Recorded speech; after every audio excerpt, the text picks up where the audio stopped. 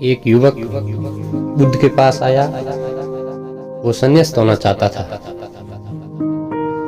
उसने पूछा, आपको देखकर, राह पर चलते आपको देखकर, आपकी ये प्रसादपूर्ण क्रांति, आपका ये अपूर्व अपार्थिव सौंदर्य, मेरे मन में भी बड़ी गहन आकांक्षा उठी, मगर मैंने कभी इसके पहले संन्यास का सोचा भी नहीं था,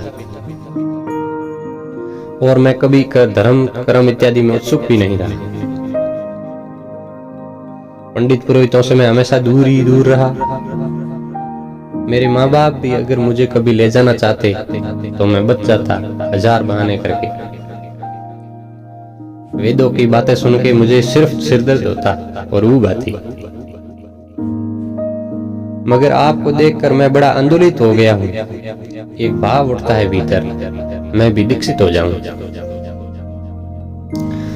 मगर ये मेरी समझ में नहीं आता कि अनायास, पीछे कोई सिलसिला नहीं है, कोई श्रृंखला नहीं है, अनायास इतनी बड़ी बात होने की मेरे मन में कैसे कामना आ गई।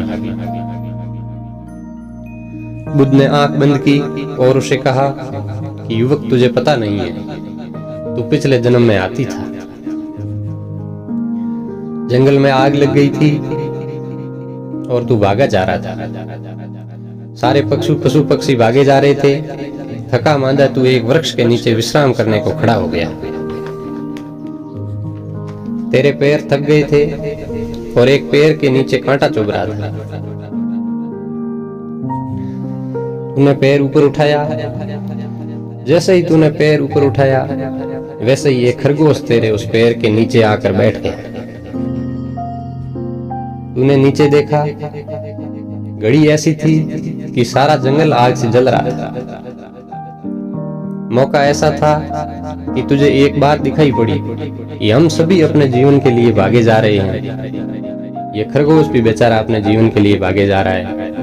मैं थक गया हूँ, मैं हाथी हूँ, ये भी बेचारा थक गया। ये किस निश्चिंतता से मेरे पैर के नीचे बैठा है जो मैंने अभी उठाया हुआ है। अगर मैं पैर नीचे रखूंगा तो ये मर जाएगा। वो घड़ी ऐसी थी कि तू अपने जीवन के लिए इतना उत्सुक था, तेरी जीवेशना इतनी प्रबल थी कि मैं बच जाऊं, कि तुझे लगा कि जैसे मैं बचना चाहता हूं वैसे सभी जीव जंतु बचना चाहते हैं। तुझे बड़ा बोध हुआ और तू पैर वैसा ही उठाए खड़ा रहा और वो खरगोश नीचे निश्चिंत बैठा रहा। जब खरगोश हट गया तब तूने पैर नीचे रखा, लेकिन पैर अकड़ गया था। तू नीचे न रख पाया और गिर पड़ा। खरगोश तो बच के निकल गया, लेकिन तू उस जंगल में लगी आग में जल के मर गया। लेकिन मरते वक्त तेरे मन में बड़ी तृप्ति थी, एक बड़ी शांति थी, एक अपूर्व उल्लास था, एक आनंद का भाव था कि मैंने खरगोश को नहीं मारा, चलो मैं मर गया, ठीक। उसका फल है कि तू मनुष्य हुआ। बुद्ध ने कहा, तूने वो जो करुणा दिखाई, उस करुणा के कारण तू मनुष्य हुआ।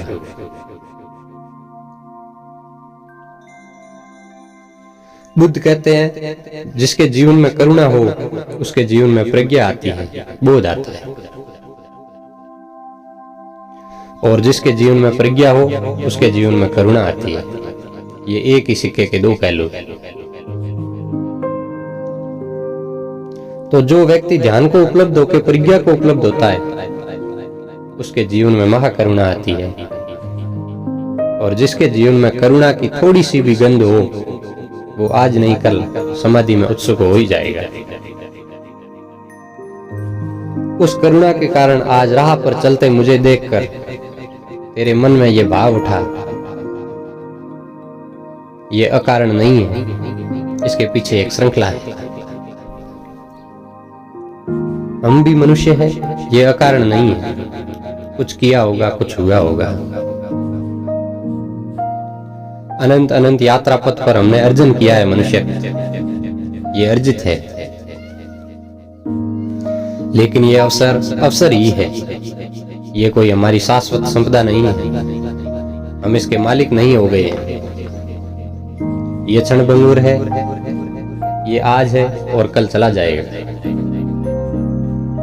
जैसे अर्जित किया है वैसे गंवा भी सकते हैं। अगर एक हाथी करुणा के कारण मनुष्य हो सकता है, तो एक मनुष्य कठोरता के कारण हाथी भी हो सकता है।